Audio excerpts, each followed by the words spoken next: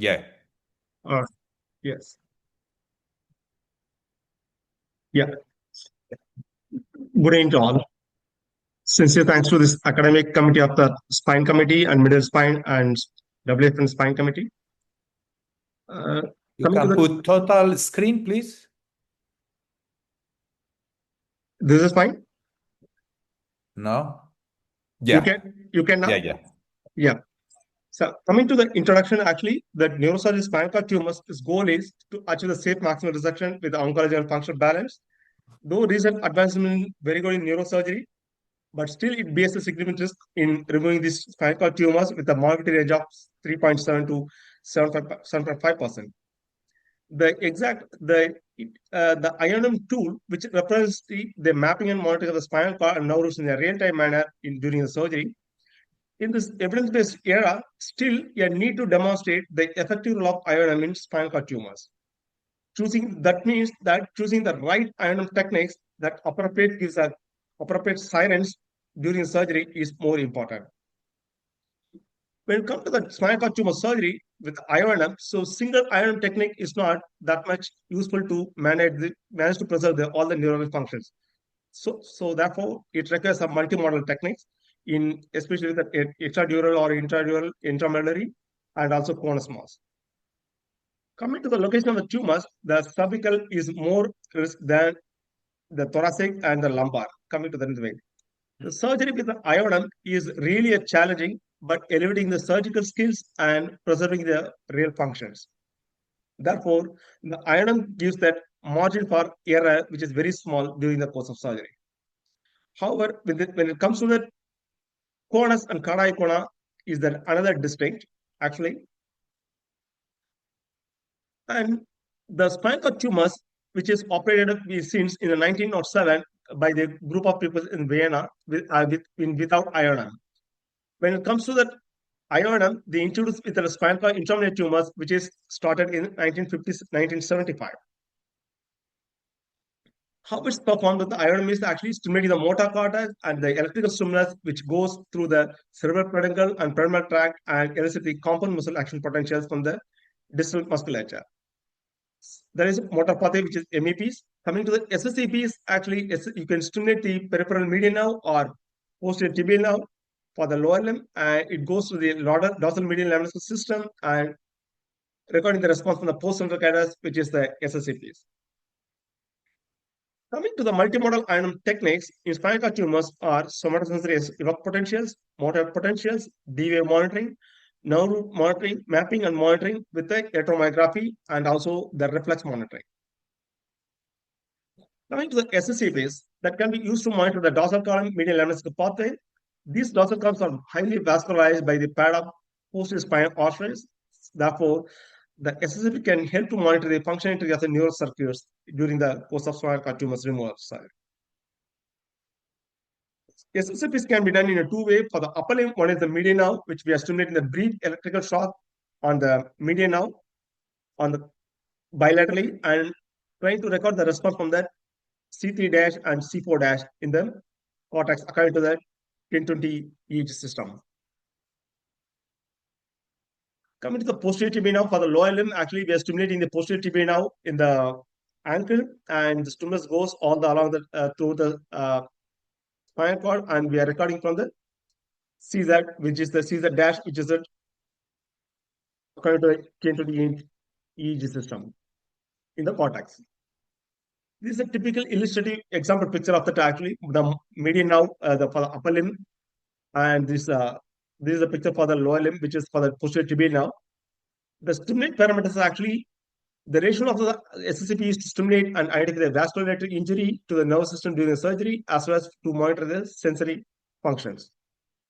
We'll use the bipolar stimulator, which is a strip or bar electrode, and the contralateral median or bilateral median now, and the posterior tibial now. The frequency rate is 4.1 or 4.7 with the stimulus ranges from 15 to 45 milliamp current. The recording parameters are actually corpus, electrodes, or disc electrodes. You can place with the C3 dash or C4 dash on CZ dash for the lower limb. The SSCPs are highly useful to identify the safe entry zone, which is for making the myelotomy, especially in the tumors, intramedullary tumors. when you do that, actually, right, entering the dorsal column mapping with the right side as well as the left side, you can see that actually right stimulation, you can see the C3, C4 dash, you are getting a very good response from the P20 and N20 and P25. And left side, when you're stimulating, you can see the same, which is the N20 and P25, which is in the left side, which is the reverse in the polarity. And the midline, you can see that where you can highly safe zone to enter into the reach the tumor for the resection. And coming to the warning that SSCP is that 50% amplitude reduction as well as a 10% production in latency. There is a global standard of that care for the warning criteria. Since the intermediate tumor or extramedullary tumors, which is performed dorsally most of the time, the damage to sensitive path is more probable, which causes the changes in signals. Tumors with a location may also differ with the SSCP sensitivity, which is tumor in the thoracic are higher specifics and specificity with the SSCPs than the lumbar level. Coming to some, there are some limitations with the SSCPs are this requires averaging, prolongs the acquisition of results and delays in interpretation. This might increase the risk of neurological damage that causes extreme models of only the sensory pathways, injury to motor pathways still will not be detected. And also, more false negative results are more probable with the SSCPs. Coming to the another technique, which is the motor potentials, this can be done by stimulating the transcranial electrically as well as magnetically and recording the response from the skeletal muscles through the needle electrode or sticky electrode, patch electrodes. In coming to the transcranial electric stimulation, there are two different stimulation devices which is there. One is the traditional constant current stimulation, which requires a slow charge, which is necessary for the 50 microseconds pulse duration. The maximum current we can deliver to 250 milliamp. The another traditional constant voltage stimulation, which is a widely used overall and which requires 50 to 70 microseconds pulse duration, which is a fast charge, which is really suffice to elicit the targeted muscle response from the MEPs, compound muscle action potential. Coming to this transcranial electric stimulation, the stimulation circuits is very important. Non-optimal position of the stimulation circuits, which gives the false negative information. In traditionally, let's go for the cortical size, which is C1, C2, C3, C4, and CZ plus 6 centimeter, which is the cortical side for the traditional stimulation side. Now, the other side is actually motor side, which comes as a new phenomenon called M1, M2, M3, M4, and MZ. In this case, actually identifying the optimal stimulation circuit based on the clinical conditions and to assess the motor tracks and appropriate circuit for the type of surgery and decassation, basically the intradural or extradural and intramedullary, and reliable steady responses and less or no body movements and no bite injury risk. So according to these factors that you need to choose that which stimulation circuit which is suitable for the particular type of surgery. Coming to this M1, M1 and M2, M3, M4, that is which is 1 centimeter front to the C1, C2 region over here. This is the stimulation montage where we are stimulating the transcranially, and this chooses the current direction which is going through the longitudinal and parallel to the most of the permanent tract fibers, which elicits a very strong, robust compound muscle action potential from the muscles. This is a typical illustrative example of that motor potential where the stimulation side and recording the muscles. And when we come to that, actually, we have two different actually medial interhemispheric stimulation site, which causes from M1 to M2. It can be used for both brain as well as spine surgery, but however, in the function of spine, it very more focal to the lower limb monitoring. When we come to the lateral interhemispheric stimulation, the transcranial stimulation, which goes the montage generate a centrally distributed high electric field. The current direction is longitudinal and parallel to the permanent tract fibers. This is the most effective site of MEP stimulation. May not be directly the superficial. It goes and activates deep sulci that causes more effective to get the clear signal from the corticospinal tract. And also, this requires the less threshold for both upper limb as well as lower limb. You can see that for the medial interhemispheric stimulation, you can get the response only from the highest threshold from the lower limb than the upper limb. When it comes to the lateral interhemispheric, you are getting both upper limb as well as lower limb muscles. What we're doing in our center is actually this is a lateral interhemispheric stimulation with the biphasic stimulation method, which gives the very high and robust responses from the corticospinal tract to the targeted muscle target. In this case, identifying the optimal stimulation circuit based on the clinical condition, which is more important to know that motor decussation and maximize the motor cortex monitorability and also the patient safety. This is the stimulation parameter which we use for that stimulation point M3, M4 or NZ, FEZ for the lower limb. And number of pulses is 5 to 8. Frequencies of the stimulation is 3 milliseconds, which is 333 hertz. The recording muscles are flexor corporealis, bilateral, pollicis brevis, quadriceps, tibialis anterior, soleus, external sphincter, and articular hallucis. This is a typical illustrative example of our recordings. And coming to the illustrative example of the amplitude deterioration with that transcranial stimulation, actually, you can see that actually right tibialis anterior and left tibialis anterior. This is the illustrative example of the thoracic intramedullary tumor, which is in the T4 to T6 level.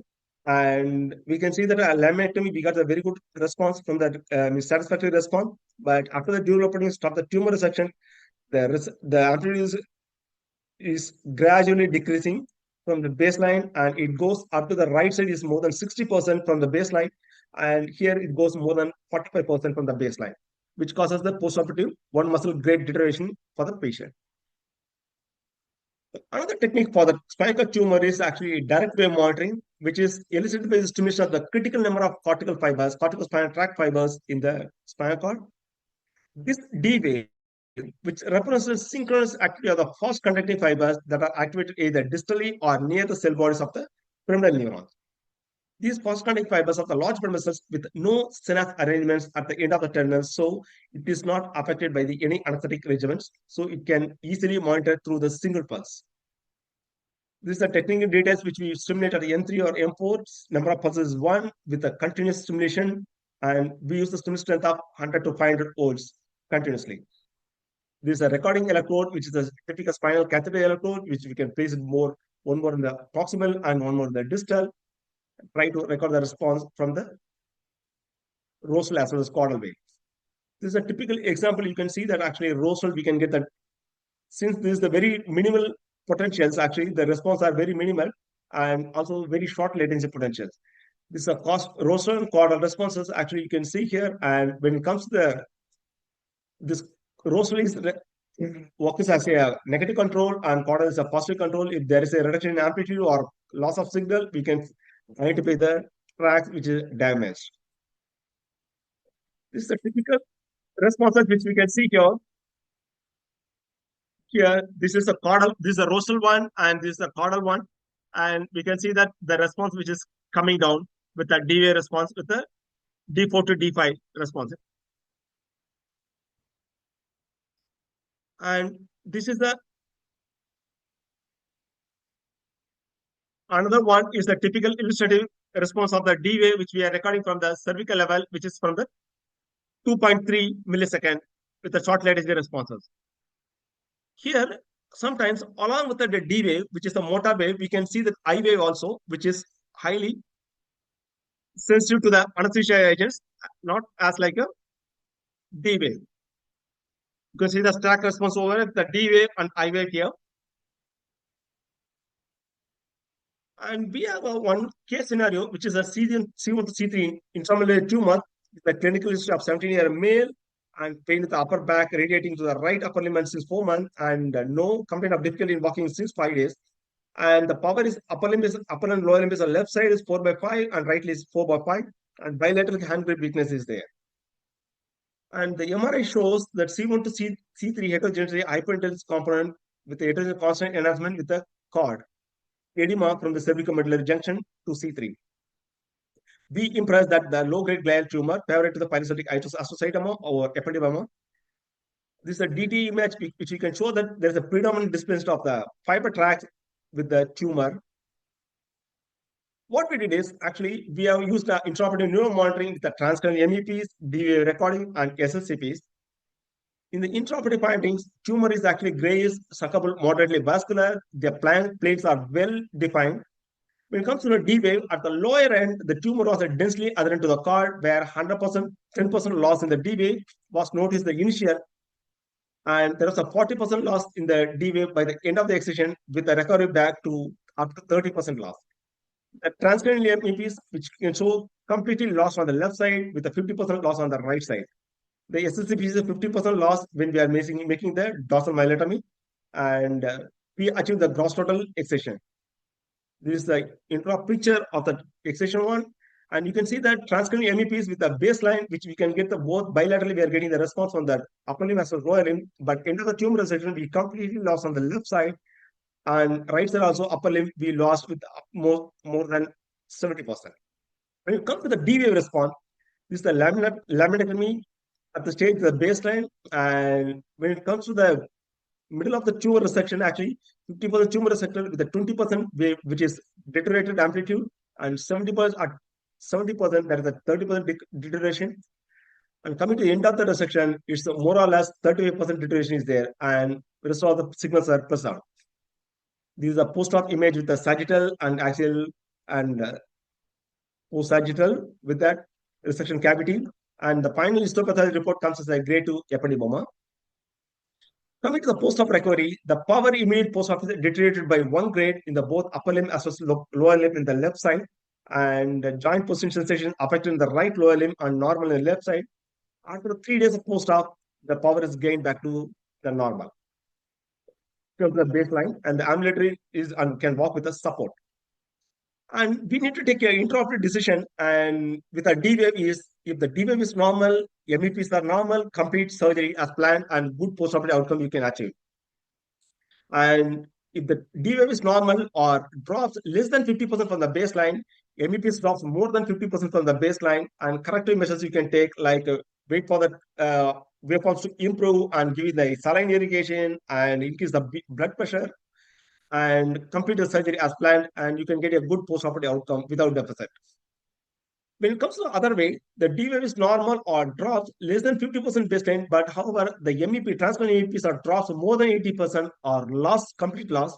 You can take again the corrective measures and wait for the waveforms to recover and proceed for the surgery.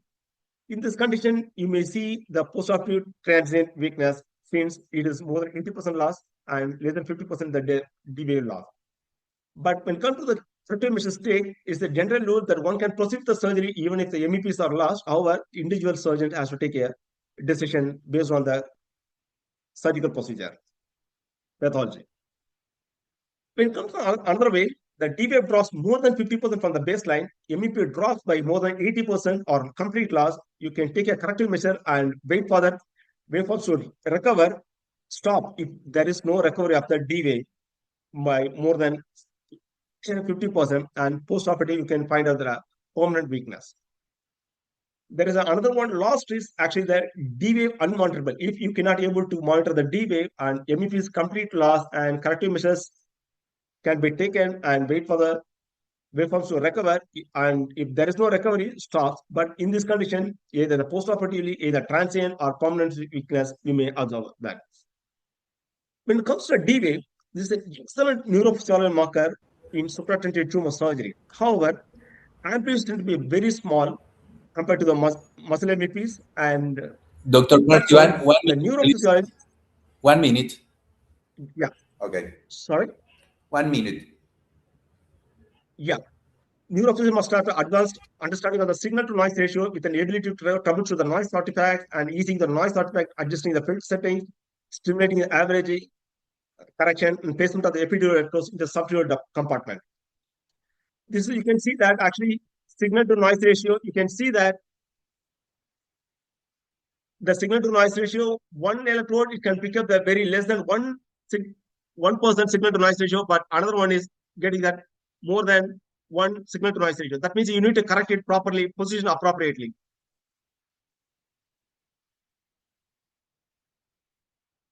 And coming to the D-wave advantages, that the D-wave provides a durable and effective metric access to the cortical tract integrity, and it can also serve as a prognostic marker for long-term recovery of the postoperative motor function.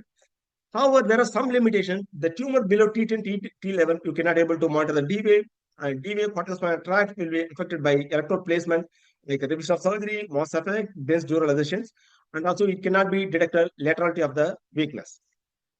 Coming to the another one is the nerve root monitoring, which is a pre-run EMG, which is the useful for the choroid mass and intraocular monitor nerve root with the spontaneous activity. It can tell you the two discharges, neurotonic and myotonic, and you can see that neurotonic discharges, which comes repetitive steady state burst, and the myotonic discharges is a little synchronous burst of motor unit activity. You can see that myotonic discharge over here. And the another one is the triggered EMG, which is a nerve root monitoring, which is the direct nerve stimulation. You can use the handheld monopolar or bipolar stimulator, and this gives the appropriate muscles of interest of response. And you can see that actually we use the concentric bipolar. We can see the stimulation induce sphincter muscles activity over here. And for this warning criteria for that, this nerve root indicator triggered EMG, actually irregular periodic burst repeatedly and prolonged for more than 3 seconds, and an acute drop in signal for more than 1 hour more late. The pre-running EMG is a sensitivity of more than 85%, 87% and 83% specificity. The possibility is 87%, 90% is 83%. Coming to the last one is the bulbar cavernous reflex, which is a very important reflex for the somatic polysymptomatic, which is cervical level, sorry, sacral level, S2 to S4. This BCR helps to distinguish the upper motor neuron lesions from the lower motor lesion, which is important for the bowel and bladder function. And the stimulation of the is basically the dorsal penile or the clitorid nerves with the surface electrode, and recording from the external sphincter muscles. The stimulation parameters are short range of 4 to 5 pulses. Current strength is 10 to 25 millia. This is a typical waveforms where we are recording that the bulbar cavernous reflex bilaterally over here. And this is another video which we can record the bulbar cavernous reflex bilaterally from the muscles. The warning criteria for the BCR is no alert criteria so far exists in the literature as well as our response actually correct. However, the disappearance of the response is considered as a alarm in the current setting. That intraoperative BCR data and the correlation is highly important for the long-term sphincter control, sphincter dysynergia, and sexual functions. In overall, coming to the multimodality with the setup with the spinal tumors, the extradural, these are the setups you can use for. This is a modality is pre-run EMG is optional for extradural, and triggered is optional. SSCP is not applicable. MEP is mandatory. D-wave is not applicable. Reflex. When it comes to the intradural, the mandatory optional for the pre-run triggered EMG, and intramedullary for the it's a mandatory pre-run EMG, and triggered is optional, but SSCP, MEPs, and D-wave is mandatory. And reflex monitoring is mandatory below cervical level, whatever the conditions. And conus lesion, this all the monitors are mandatory pre-run triggered EMG, and but D-wave is not applicable. SSCP is optional, but MEP is mandatory, and reflex is highly mandatory. Coming to the conclusion, spinal tumor surgery carries a risk of new neural deficits. Single monitor techniques not suffice for that monitoring the entire spinal cord functions. Multimodal technique is essential for monitoring to prevent the new neurological deficits, and multimodal INM gives a highly sensitive and specific for anticipating neurological injury. It represents an important tool in preserving neurostructures and achieving the optimal postoperative functional outcomes in spinal tumors. My sincere thanks to my surgical team and my technical team and the students. And we'd like to invite all you for the coming International System of Intraoperative Surgery, which we are hosting in 2026 in Mumbai, India, in November. Thank you all. Thank you, Dr. Parthiban.